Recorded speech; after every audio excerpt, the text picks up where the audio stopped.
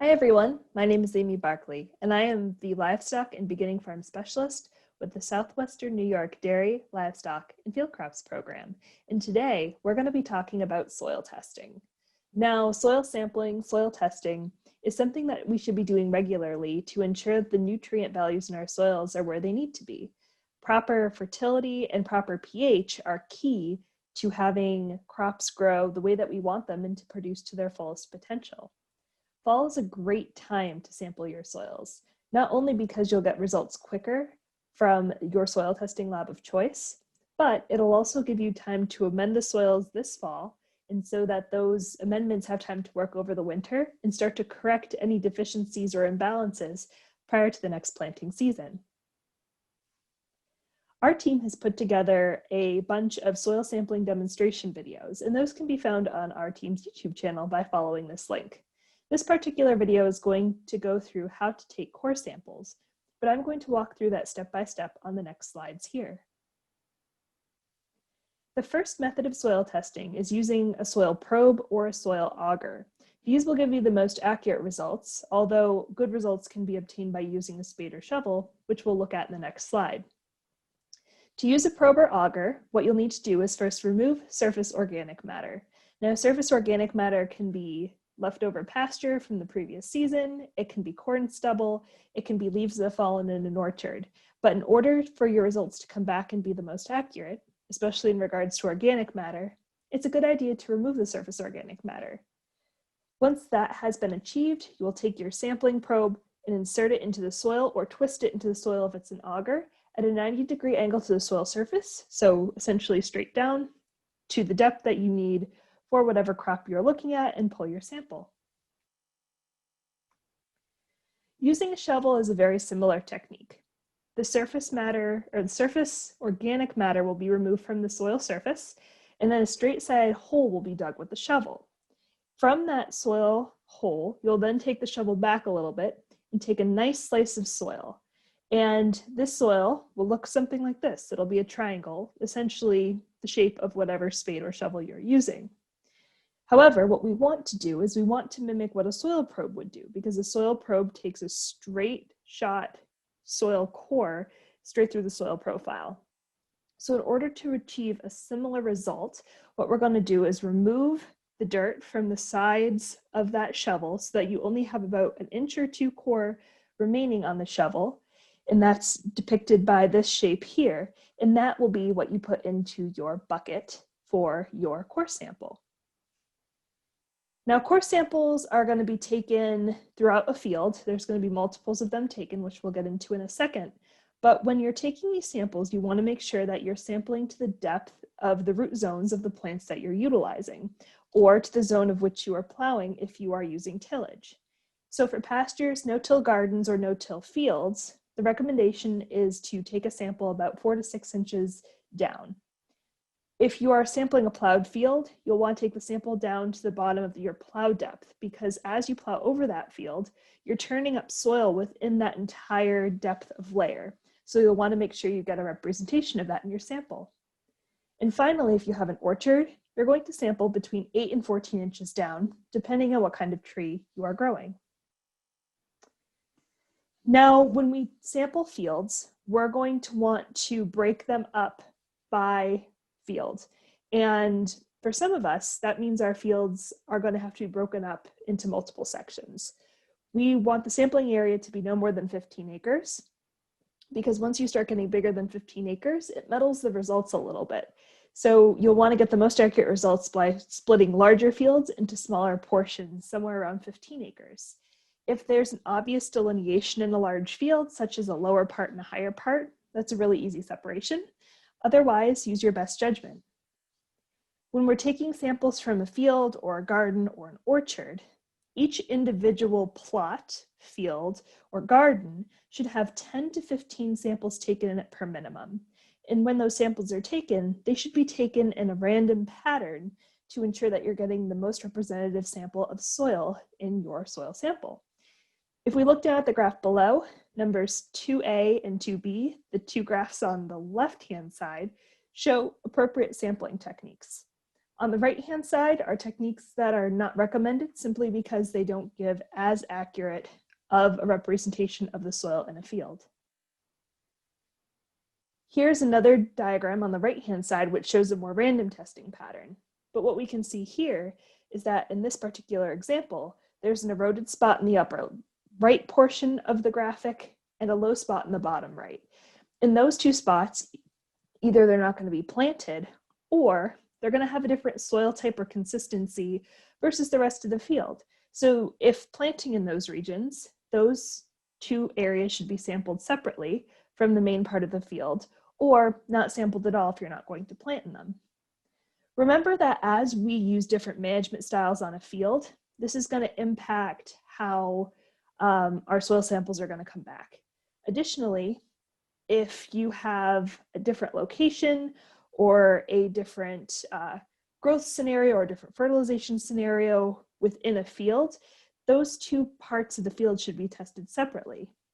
We already discussed upland versus bottomland, and if you have a field and have just cleared out an area, the area that's been cleared out is going to have a much different soil nutrient profile than that one which has been planted previously. So make sure that those two samples are taken separately. There is no perfect time to test soil, but the most common and most ideal are going to be in spring and fall. We already discussed the advantages of fall, but if you choose to test in the spring, that's good too. Just know that there may be longer wait times in regards to getting your soil sample results back, and you won't have as much time to fix or start to remediate some of the soil nutrient imbalances prior to the growing season when you take a sample in early spring. Regardless of whether you're sampling in spring or fall, make sure to avoid extremely wet soils. This is going to influence the quality of the soil sample and your ability to get it homogenized and ready to be sent out. And when you're testing, make sure that you're testing between the last crop and fertilization. You don't want to test right after nutrients are spread because it does take time for those nutrients to get into the soil body. And over time, those nutrients may volatilize off or run off, and what you're ending with may not be what you put on the soil to start with. So always take your sample after a last crop and before fertilization. For perennial crops, we'll want to test the soil every 3 years. That's a general rule of thumb. If you're planting annual crops, that means that the rotation in your field is going to happen more frequently. So you're going to want to test your annual crop soil every 2 to 3 years, just to get a representative idea of what's going on over time. Now we're going to jump a little bit into preparing the soil samples that we've taken for submission. So this video explains how to take core samples from the individual cores, 10 to 15 per field that we've taken, and homogenize them or mix them together to form one composite sample, which we'll send to the lab for that field or garden plot or orchard. Now, homogenizing is essentially just breaking up the cores. And in southwestern New York, as you all well know, our soil has high levels of clay and sometimes high levels of gravel. And we can choose to dry our samples, which will be the next step before we pack them in the bag and send them out, either before we break up the cores or after. But my recommendation is to break them up before. And that is because as the soil dries out, the high clay content causes those particles to really stick together, and it's very difficult to break soil up. Now, from my own personal experience, I did take my soil samples this spring. I left them in the core state, I dried them in the core state, and I had to use a hammer to break them apart in order to get them mixed up enough that I could send them to the soil testing lab. Don't be me. Mix your soil samples up and break them up when they're nice and moist, so that when they dry out, you simply have to mix them together and then put them in your baggie. As you're making the sample all mixed up, you'll want to remove any sticks or stones or any big roots that you may have captured, any corn stover or leaves that may have gotten into the sample by accident, and just make sure everything's really thoroughly mixed together. Next, you'll take the soil and spread it out on a layer of paper or a produce flat or an old sheet pan and dry it under a fan for 72 hours. Make sure that it's dried at room temperature and not heated. Heating can impact how those nutrients in the soil, it can impact them a little bit and may goof up your soil sample.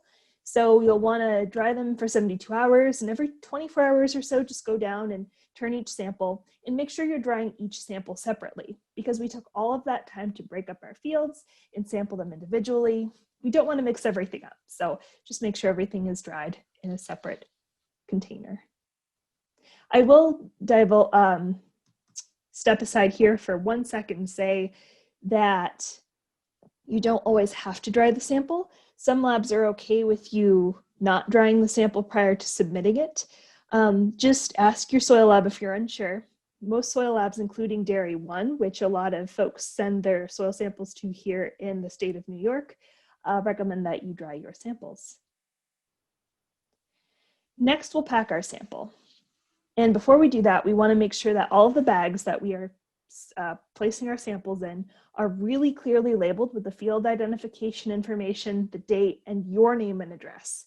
Then if something happens and the soil sample is misplaced at the sampling lab, those folks who are working in the lab can very easily take the sample and match it up with who sent it in.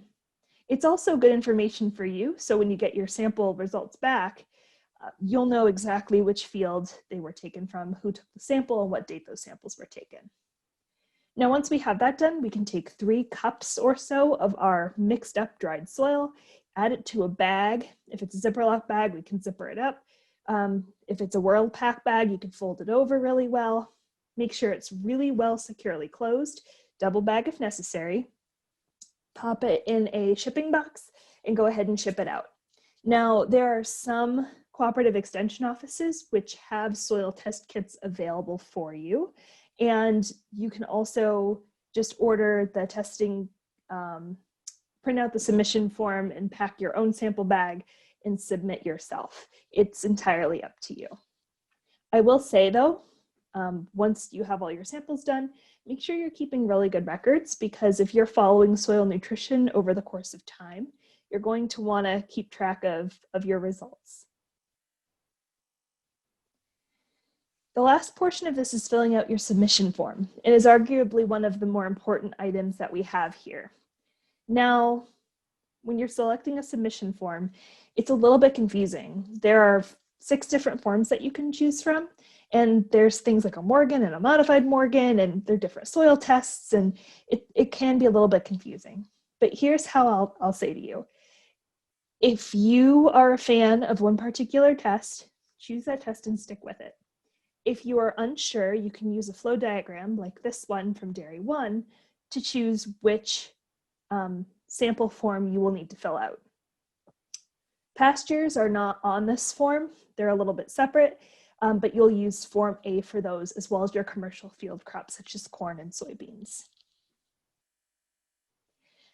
The paperwork looks kind of like this. This is Form A from Dairy One, but forms will be very similar, where the top portion will have your identifying information, and the bottom portion will have information about the different samples that you're submitting. We're going to look at that in a little bit more detail here. And there's a whole bunch of information here I'm going to talk about, but what I really want to highlight here for you, especially if you're using Dairy One and especially if you're in New York State, is the soil name, and this is required. Not saying that you're not going to get results back if you don't enter the soil name, but by entering the soil name, Cornell will be able to take your sample based on the soil name, prior crops, future crops, and the tillage depth, will be able to go into a repository that they have of research-based data and give you exact nutrient recommendations for those crops that you wish to plant for future years, which is really, really cool. And it takes a lot of the guesswork out of having to calculate this information yourself based on what crops you might be putting into the ground. It's a real time saver, but I will say that there is a little trick to it. To find soil type, you're going to have to use the USDA NRCS Web Soil Survey. Now, this Web Soil Survey is a tool that has been designed by the USDA NRCS, and essentially what you'll do is you'll pop in your address and you'll use the little map and the tools, and you'll move through the map, identify your field, and it'll essentially tell you your soil type. And we have created an instructional video on how to use this program to find your soil type. It's a very much a step-by-step process, but once you get a hang of it, it's pretty easy to go through and find your soil types for your fields. Now for the rest of this information, for tillage depth, artificial drainage, and legume years, which are here on the center portion of this document, you're going to have on the bottom portion of the chart a key, and you'll use this key to fill out this portion. So just say you're no-till, you're going to come down to number 1 over here, and you'll see that that no-till is a number 1, and you'll put number 1 into this column, and the same for drainage and legume. Then you'll enter your prior crops and future crops information, and that is going to be based off of your experiences and what you plan to have in there. And then the information that you put in those boxes is going to be based on crop codes. Now, Dairy One has a set of crop codes, and it's very easy to find on their website. And I believe if you print out their submission form, it has it on the back of the submission form. And it tells you more or less what these 3-letter codes are going to be for the crop you're going to plant. So for me, just say, for example, I'm going to be planting, let's say, an alfalfa field. So let me see if I can find my mouse here. It's dancing around. So I want to point your attention to the center of the page, that first part of the graphic on there. The first line says alfalfa. If it's a new seeding, it's going to be ALE. And then year 2, because it'll be a maintenance year, it'll be ALT. And then just say I'm leaving that alfalfa in for 3 years, it's going to be another ALT. So just look through this chart, find which crop best matches those which you're planning on planting for the next 3 years, which you planned for the previous 3 years, and enter that data into your table. Now, once you have everything submitted, it's going to take about a week or 2 to receive results. Remember, if you submit your samples in spring, it's going to take a little bit longer. It could, in the real rush of things, take another extra week or so. I haven't heard much longer than that.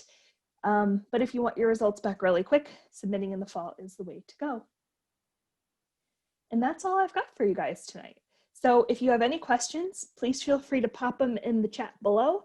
And if you have something that you'd rather not pop in the chat below, you're more than welcome to message me directly or shoot me an email. All right, guys, thank you so much for your time, and we'll talk to you later.